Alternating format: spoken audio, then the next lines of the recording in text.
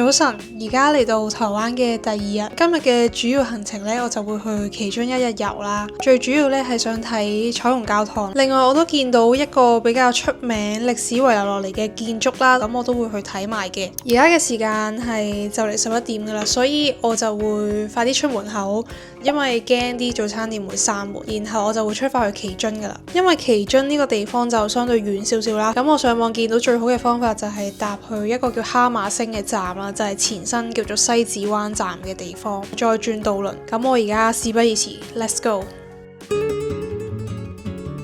我想講呢間鋪頭真係勁台灣，佢直接將啲台凳擺咗喺馬路嗰度。佢同平時啲蛋餅有少少唔同，佢係一個豆皮蛋餅嚟，不過都係超級好食。我淨係嗌咗個原味係葱鹽，都好好食。蘿蔔糕都好香，好脆。跟住呢個係台灣嘅古早味紅茶，呢間嘢真係勁台，不過我覺得呢間勁推介。老闆娘都係嗰啲好有人情味嘅老闆，係咁同啲食客傾偈。不過佢哋講台語，所以我都唔知佢哋講咩。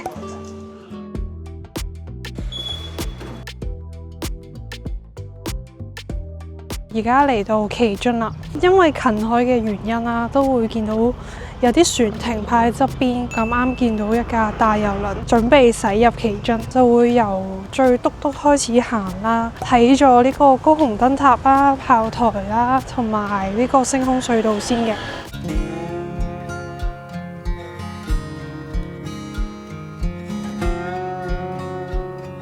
而家喺我身後嘅呢座白色嘢呢，就係高雄燈塔啦。佢亦都有第二個名，就叫做其後燈塔啦。咁由下面慢慢行上嚟燈塔嘅呢段路呢，都有少少斜啦，但係就唔算話太長啦。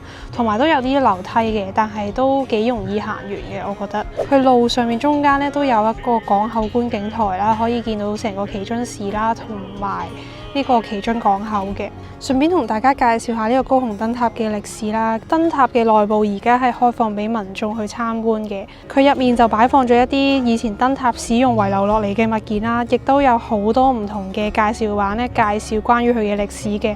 呢一座燈塔最初係建於1883年嘅清朝時期啦，佢係全台灣唯一一座同炮台共構嘅一座燈塔啦。後尾喺日治時期嘅1918年咧，先至改建成而家白色同埋八角形嘅外觀啦。佢係全台灣嘅首座嘅電氣燈塔。聽講喺二戰時期，佢雖然遭到敵方嘅掃射啦，但係依然都無損運作啦，依然幫海上面嘅船隻引路。後尾更加俾政府納入為3級嘅市定古蹟。I don't know what I'm crying. I don't think I could love you more.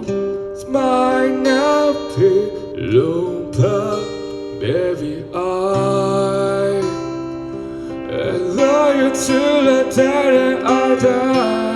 啱啱喺燈塔嘅觀景台咧，咁啱有人喺度 busking 緊，跟住我就喺度影，然後就同 busking 嘅台灣人吹咗幾句水，佢又送咗一張即影即有俾我 ，thank you so much。呢啲就係獨遊嘅樂趣。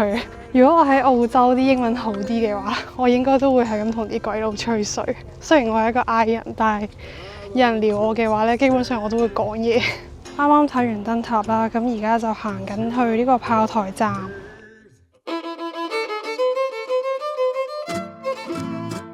我而家咧就身處呢個旗後炮台啦，咁我都幾建議大家睇完燈塔係行埋上嚟睇嘅，但係咧注意，如果你有畏高嘅話，可能會有少少驚，因為佢呢一度咧喺2019年咧都已經被納入為國定古蹟啦。佢就為咗保存呢度嘅地貌啦，係冇起啲欄杆喺側邊嘅。介紹少少關於佢嘅歷史啦，佢就係1875年啦，由英國嘅工程師設計，然後建造嘅。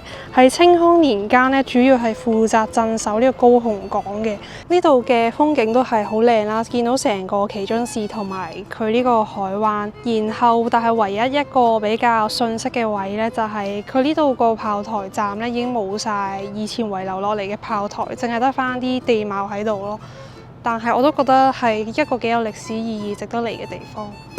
咁我而家咧就身處喺呢個星空隧道啦，佢前身咧都係一個歷史建築嚟嘅。佢原本咧喺日治時期係一個軍事嘅備用通道啦，後尾喺2005年整頓之後咧，就開放俾民眾去行同埋單車行，可以通過去另一個海灣啦，睇到旗津嘅另一邊海峽。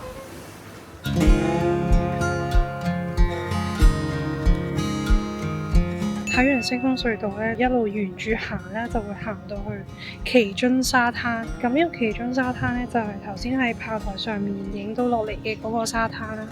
咁佢呢度最出名就係啲沙好幼啦，同埋啲水好清。不過大家如果唔想隻腳入沙嘅話，就盡量行多啲有草嘅地方，因為呢度啲沙都係好幼。我咁樣行2步，啲沙已經入晒我對波鞋嗰度。沿住呢度行呢，亦都係去我今日嘅目的地呢，就係彩虹教堂。如果呢度有日落嘅話，應該都好靚好靚。不過今日天氣唔算太好，即係有陽光，但係都係好多雲。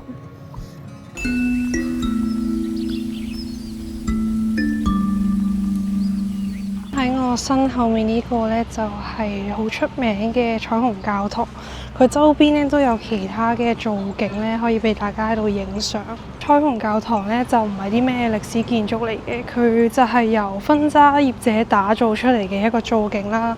主要咧就係俾嗰啲人影婚紗嘅時候喺度影相嘅。除咗最出名嘅彩虹教堂之外咧，呢度都仲有其他嘅周邊景點，例如啱啱我經過嘅雙露台啦，同埋我身後嘅呢一個貝殼館咧，大家如果有時間都可以睇埋。咁我而家咧就行緊去一個再遠啲嘅地方。聽講咧係斥資咗台幣1800萬起出嚟嘅一個海珍珠，都係最後嘅一個造景啦。就睇下佢究竟呢個1800萬勁唔勁？咁而家我身後呢個金色嘅造景咧就叫做海珍珠，大家可以見到佢有2個窿啦，可以俾大家聽嗰個海浪聲嘅回音。咁呢2個窿都其實冇咩機關，其實佢就係整咗2個有通道嘅窿，通去呢個海珍珠嗰度，咁就會放大咗啲海浪聲，咁就好似聽到有回音咁樣。咁呢個海螺值唔值得1800萬台幣嘅話，大家就自己評論啦。我覺得點都好過觀塘個水池，使咗唔知幾多億去起出嚟啩。咁我而家咧就會準備翻去旗津路街嗰邊，睇下有冇啲嘢食想買啦。如果冇咧，我就會翻酒店休息一陣。我覺得旗津呢個地方確實係幾好行，但係咧由第一個景點行到最後一個景點咧，都係要花啲時間同埋花啲腳骨力。一落船嗰個位咧就有得租借一啲電動單車。如果你同幾個人一齊嚟嘅話，我都幾建議大家去借，因為真係會慳翻好多腳骨力。不過我一個人咧就諗住慢慢行，就冇乜所謂。大家咧就自行定奪啦。咁我身後咧就係旗津路街，啱啱我都行咗一個圈。本身諗住坐低咧食豆花嘅，但係咧鑑於我即刻上去夜市食多啲嘢啦，咁我就淨係買咗杯檸檬蘆薈，咁我就喺呢一間買嘅。而家咧就會行翻去渡輪嘅港口啦，坐船翻酒店休息一陣，因為真係太攰啦，行咗幾個鐘。而家嘅時間係大約6點半啦，我就會準備出發去呢個六合夜市。琴日嘅戰績呢，就係我食到4樣嘢加2杯嘢飲，畢竟都行咗成日，希望今日可以食多啲嘢。咁我而家呢，就嚟到六合夜市，我嘅戰略呢，都係冇嘅。諗住行個圈，跟住有咩啱食咧，就會翻轉頭買㗎。最想飲嘅咧，就有一間叫正老牌。咁每次嚟高雄嘅六合夜市咧，基本上都一定買㗎啦。一係買木瓜奶，一係咧就買苦瓜蘋果汁。坐低咗喺其中一間，嗌咗一個排骨酥湯。咁我自己都係第一次食呢個湯，我覺得佢陣味有少少似藥膳，又冇藥膳嗰陣味咁濃咁苦咯。同埋佢係油啲嘅，因為佢係排骨酥啊嘛。但係佢每一嚿嘅排骨啦，同埋蘿蔔都係超級入味，勁好食。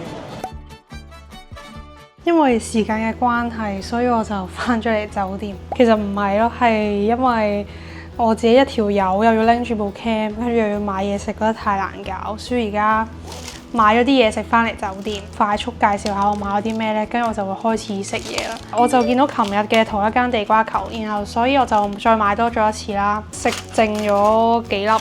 都係梅粉味，都係咁好食。然後頭先我又係一路行一路食嘅雞扒，原味雞扒嚟講佢都唔差咯，都係啖啖肉好 juicy。然後仲買咗個每次過嚟六合夜市都會見到嘅香葱肉卷，每次見到但係我都從來冇食過。今次真係把心一橫買嚟試下，已經凍咗少少，但係啱啱食咗嚿，佢個肉係超級 juicy， 跟住葱又係勁香，唔怪之佢話係專利嘅一間鋪頭，同埋佢價錢都唔係平嘅，夜市嚟講要200蚊，但係佢真係物超所值，勁香燒得。然後2杯正老牌，一杯就係佢最出名嘅木瓜牛奶啦，另一杯咧就係蘋果苦瓜。佢 menu 上面應該係寫蜂蜜苦瓜啦。之前我同我媽嚟台灣，係佢都勁中意飲嘅一間嚟嘅。最後咧就係呢個豬腳麵，佢真係幾犀利，煮得好腍，啲肉基本上一咬咧就會甩出嚟，然後你已經會見到嚿骨，但係佢就唔係嗰啲滷水豬腳嘅嗰種咯。味道唔算話好濃咯。今日嘅戰力真係滿滿，買咗1、2、3、4、5，再加埋啱啱個湯係6樣嘢，加埋多杯嘢飲係7樣嘢，真係 so crazy。咁我哋聽日再見。1875年咧就由英國工程師設計然後建造嘅，主要